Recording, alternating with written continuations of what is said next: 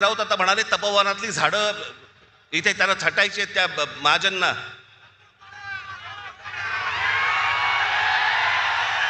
अहो लाकूड तोड्या बरा होता.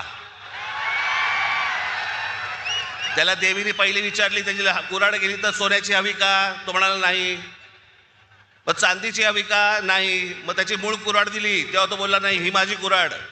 सोना चांदीच्या कुऱ्हाडीला पण तो भापला नाही.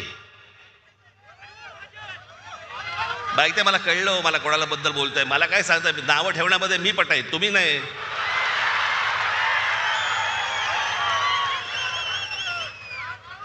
पण झाडं पण छाटायची ना, पण झाडं छाटायच्या अगोदर स्वतःच्या पक्षामधले कार्यकर्ते छाटले.